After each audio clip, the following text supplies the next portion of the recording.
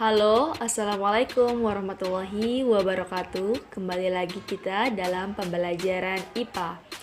Pada bab ini kita akan melanjutkan kembali pembelajaran kita mengenai sistem perkembangbiakan hewan. Nah, sebelum kita mempelajari mengenai sistem perkembangbiakan hewan, mari kita lihat dulu kelompok hewan. Kelompok hewan dibagi menjadi dua, yaitu ada hewan tidak bertulang belakang atau Avertebrata yang terdiri dari Porifera, Solenterata, Platyhelminthes, Nemathelminthes, Annelida, Mollusca, Echinodermata, dan Arthropoda. Kemudian ada hewan bertulang belakang atau Vertebrata terdiri dari kelas Pisces, Amphibia, kelas Reptilia, kelas Aves, dan kelas Mamalia. Ini semua sudah kita pelajari loh di kelas 7. Nah, kita akan bahas mengenai sistem perkembangbiakan pada hewannya.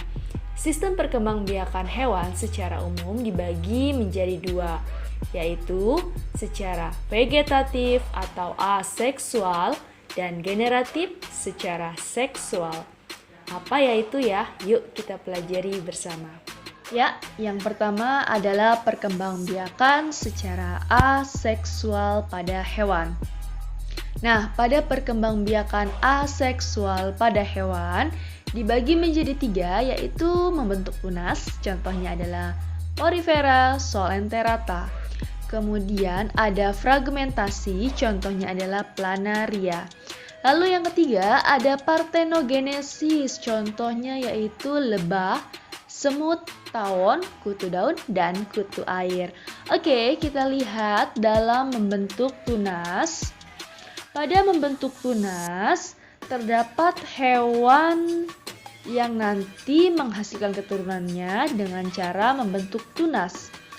Nah, contohnya tadi sudah dijelaskan ya, ada filum Porifera dan Solenterata. Contoh hewan dari filum Solenterata yaitu ubur-ubur dan hidra. Nah, lihat ya ubur-ubur.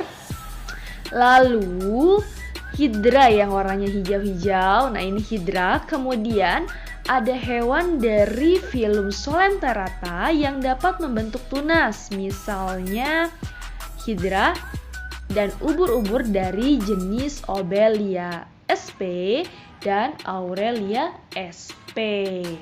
Ya, itu adalah contoh hewan yang membentuk tunas. Bukan hanya saja pada tumbuhan ya, tetapi hewan pun berkembang biak dengan membentuk tunas.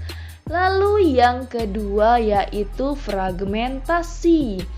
Nah, tadi contoh hewannya Planaria. Pernah ya kita mendengar planaria? Planaria biasanya hidupnya di bawah perairan, di bawah batu, di perairan yang jernih. Nah, planaria merupakan salah satu contoh hewan yang melakukan fragmentasi tersebut. Perkembangbiakannya dengan cara ini terjadi melalui dua tahap. Tahap pertama adalah fragmentasi, yaitu pematahan atau pemotongan tubuh induk menjadi dua bagian atau lebih. Selanjutnya terjadi tahap regenerasi. Apa ya regenerasi?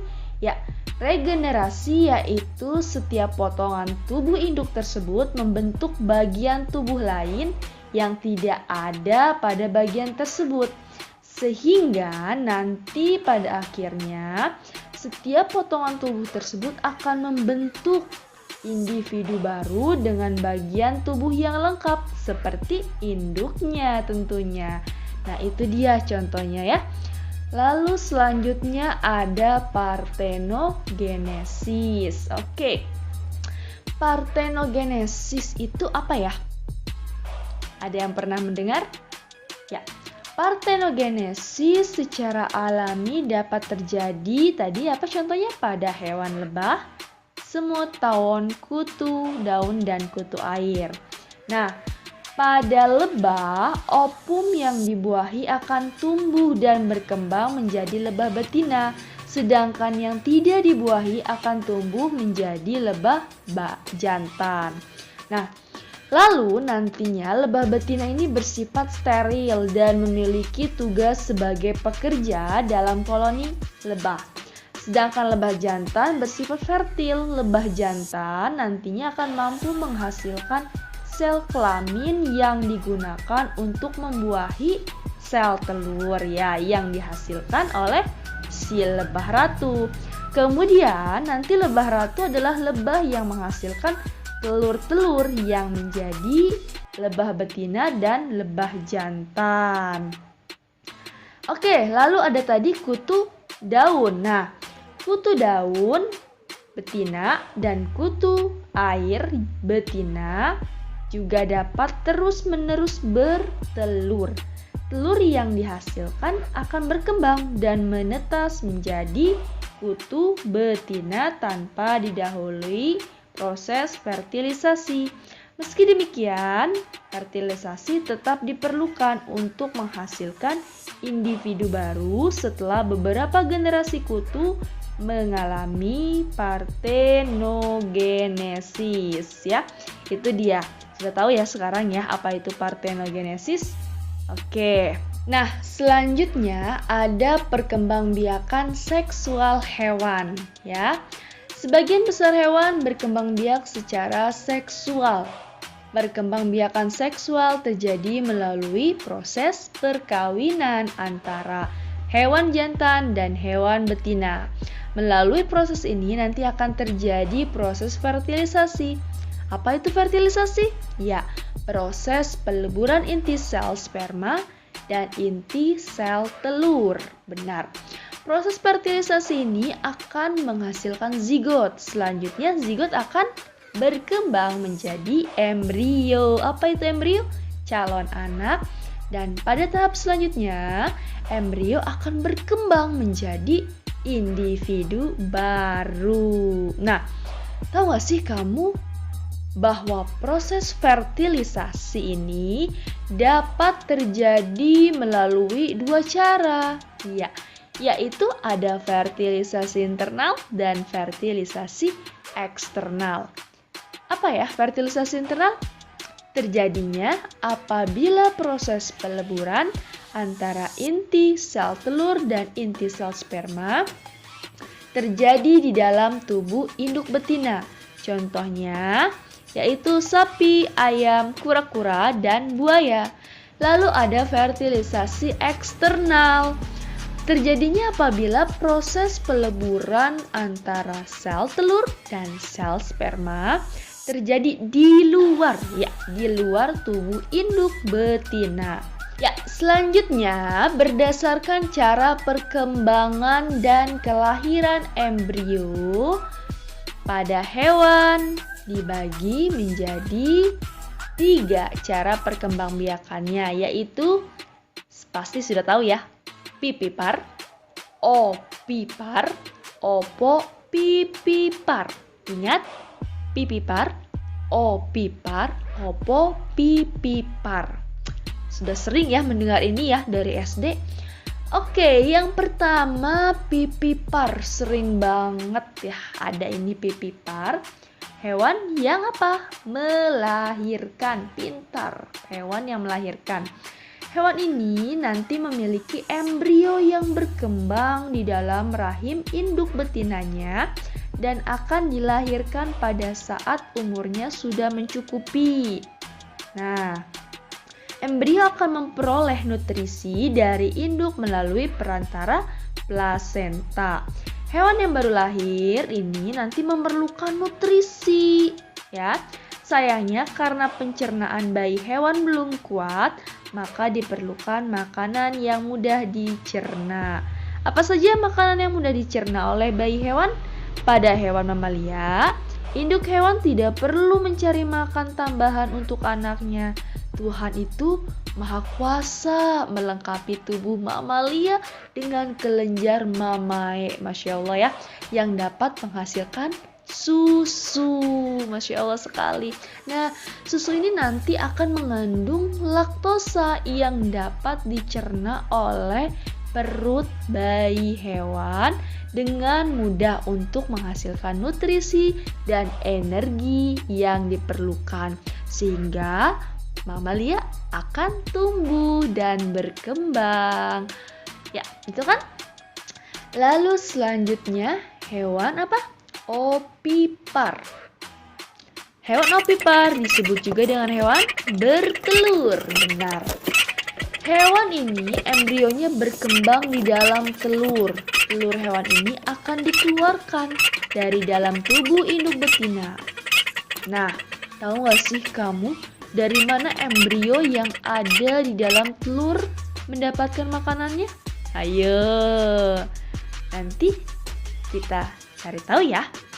Oke, hewan tertentu misalkan penyu, ikan mujair, dan katak menghasilkan puluhan hingga ratusan telur setiap kali bertelur loh. Tidak semua telur yang dihasilkan oleh ikan mujair dan katak yang telah mengalami pembuahan dapat menetas sayangnya menjadi individu baru. Tidak semuanya loh telur penyu yang menetas dapat bertahan hidup sampai dewasa. Sayang sekali ya. Kenapa seperti itu? Karena biasanya adanya predator, ombak, dan arus laut yang mengancam kehidupan penyu yang baru saja menetas. Meskipun dapat dihasilkan puluhan bahkan ratusan individu baru dalam sekali perkembangbiakan, makanya kita pun tetap harus menjaga kelestarian ikan, katak, dan terutama penyu agar dapat tetap lestari. Nah, tadi ada pertanyaan nih. Kira-kira pernah lihat telur kan? Telur ayam, telur bebek, telur unggas lainnya. Nah, kamu tentunya pernah melihat atau bahkan memakan telur ayam, bebek, atau telur unggas lain sebagai lauk pauk. Tahu nggak kamu sebenarnya telur yang kamu jumpai sehari-hari itu terdiri dari kuning telur, yolk. Yolk itu artinya kuning telur. Nah, membran pitelin terdirinya, kemudian ada putih telur atau disebut albumen, kalaza, embrio, ruang udara, cangkang telur, dan membran cangkang telur. Itu bagian-bagian dari telur ya. Kalian perhatikan nanti sambil makan telur. Ya, pada telur ayam kampung atau telur bebek yang sering kamu jumpai telah terdapat embrio yang berada pada tahap awal perkembangan. Embrio dijaga agar tetap berada di bagian atas kuning telur oleh tali yang berada di bagian samping kuning telur, yaitu kalaza. Kalaza fungsinya untuk apa? Menjaga agar kuning telur tetap berada di tempatnya. Kuning telur mengandung apa saja? Protein, lemak, ion fosfor, zat besi, pigmen karoten, dan air. Kuning telur dan putih telur merupakan cadangan makanan bagi embrio yang sedang tumbuh. Ya. Kemudian putih telur itu tersusun dari apa? Protein albumin, air, beberapa ion, dan beberapa mineral. Putih telur juga berfungsi sebagai pelindung embrio dari goncangan. Ruang udara menyediakan keperluan oksigen untuk embrio. Kemudian bagian paling luar dari telur adalah cangkang yang merupakan pelindung telur dari kerusakan baik dari goncangan maupun perlindungan dari kuman penyakit. Pada cangkang telur terdapat pori yang memungkinkan pertukaran gas-gas pernapasan. Ya. Telur dapat menetas jika apa? Jika dierami. Nah, itu ya, bagian-bagian telur berarti tersusun luar biasa ya susunan struktur bagian dalam telur itu. Oke. Kita lanjutkan lagi pada hewan apa? Opopipipar. Hewan opopipipar disebut juga dengan hewan apa? Ya, hewan bertelur sekaligus melahirkan. Wah, keduanya nih. Hewan ini embrionya tergolong opipar sebenarnya dapat berkembang di dalam telur, tetapi embrio tidak dikeluarkan dalam bentuk telur. Seperti pada hewan opipar, telur dapat berada di dalam tubuh induk betina. Setelah umur embrio cukup untuk dilahirkan, telur akan menetas di dalam tubuh. Gitu ya, dalam tubuh induknya, dan kemudian anaknya dilahirkan. Jadi ada dalam tubuh, sehingga nanti akan dilahirkan. Contohnya hewan apa? Ya, kadal dan sebagian jenis ular. Itu ya perkembangbiakan seksual. Oke. Ya, perkembangan hidup hewan. Pada beberapa jenis hewan lainnya, telur akan berkembang menjadi hewan muda yang memiliki struktur dan fungsi organ mirip dengan hewan dewasa atau yang disebut juga dengan imago. Selama berkembang menuju kedewasaan, hewan muda tidak mengalami banyak perubahan pada struktur dan fungsi organ tubuh. Selama berkembang, hewan muda akan mengalami pertambahan ukuran sehingga menjadi besar. Perkembangan hewan tersebut disebut juga dengan perkembangan langsung ya. Perkembangan langsung tahapannya berarti telur, hewan muda, dan hewan dewasa. Biasanya pada serangga Lepisma saccharina, itu contohnya. Nah, selanjutnya pada jenis hewan yang lain, hewan muda memiliki struktur dan fungsi organ tubuh yang berbeda dengan hewan dewasa.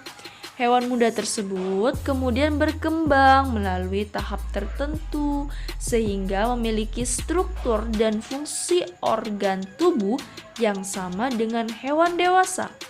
Perkembangan hewan yang demikian disebut juga dengan metamorfosis. Nah, metamorfosis dibagi menjadi dua. Ada metamorfosis sempurna atau holometabela. Kemudian ada metamorfosis tidak sempurna, yaitu metamorfosis yang sempurna atau holometabela. Tahapannya biasanya adalah telur, larva, pupa, dan imago. Kemudian metamorfosis tidak sempurna, tahapannya telur, nimfa, imago. Nah, metamorfosis ini pada hewan yang mengalami metamorfosis tidak sempurna, telur akan berkembang menjadi hewan muda yang disebut nimfa. Nimfa merupakan hewan muda yang mirip dengan hewan dewasa, tetapi memiliki ukuran yang lebih kecil dari hewan dewasa. Bagaimana dengan yang metamorfosis sempurna? Nah, pada metamorfosis sempurna, telur akan berkembang menjadi hewan muda yang disebut dengan larva. Larva memiliki struktur dan fungsi organ yang sangat berbeda dengan hewan dewasa. Pada hewan tertentu, misalnya kupu-kupu dan lalat, larva berkembang menjadi pupa. Selanjutnya, pupa berkembang menjadi hewan dewasa. Selama berkembang, struktur dan fungsi organ tubuh mengalami banyak perubahan sehingga menjadi hewan dewasa. Nah, itu ya metamorfosis ya. Jadi ada dua ya, metamorfosis sempurna dan metamorfosis tidak sempurna. Oke. Nah, tahu nggak sih kamu ada hewan ubur-ubur? Nah, hewan ubur-ubur ini selama perkembangan hidupnya berkembang biak secara seksual dan secara aseksual. Dua loh. Ubur-ubur seringkali dijumpai dalam bentuk medusa dan berada pada tahap seksual, yaitu dapat menghasilkan sel kelamin. Sel kelamin dapat dilepaskan ke air dan dapat mengalami fertilisasi. Zigot akan berkembang menjadi larva. Jika berada pada tempat yang sesuai, larva akan tumbuh menjadi polip yang disebut juga dengan zifistoma. Saat dalam tahap polip, ubur-ubur dapat berkembang biak secara aseksual. Nah, melalui pembentukan tunas, polip akan berkembang dan menghasilkan strobila. Strobila akan terlepas dari induknya dan berkembang menjadi medusa kecil yang disebut evira. Evira selanjutnya tumbuh menjadi medusa dewasa. Lalu selain ubur-ubur, katak juga mengalaminya, ya. Nah, selanjutnya adalah teknologi perkembangbiakan hewan. Pernah nggak kamu itu mendengar kawin suntik pada sapi?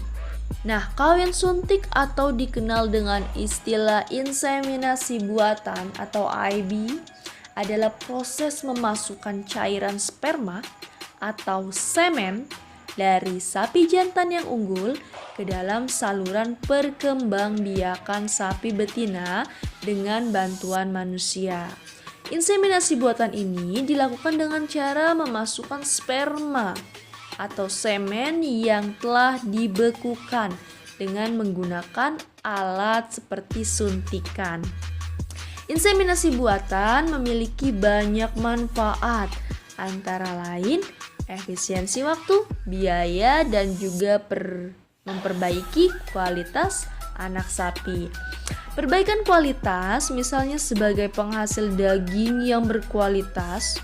Sebagai contoh, untuk menghasilkan anakan sapi yang kualitas daging yang baik, kemudian jumlahnya besar, diambillah sel sperma dari sapi Brahma dari India untuk diinseminasikan pada sapi betina lokal. Itu ya, salah satu teknologi perkembangan pada hewan yang disebut inseminasi buatan. Bagaimana kalian sudah menyaksikan video penjelasannya? Kita sudah membahas mengenai sistem perkembangbiakan pada tumbuhan, kemudian sistem perkembangbiakan pada hewan. Silakan kalian pelajari dan kalian aplikasikan dalam kehidupan sehari-hari, terutama di rumah. Bagaimana ya cara mencangkok, kemudian bagaimana cara menstek, kemudian bagaimana cara perkembangbiakan pada tumbuhan lainnya. Dan pada hewan, baik yang vertebrata maupun yang avertebrata. Silakan kalian aplikasikan dan kalian terapkan dalam kehidupan sehari-hari. Terima kasih sudah menyaksikan video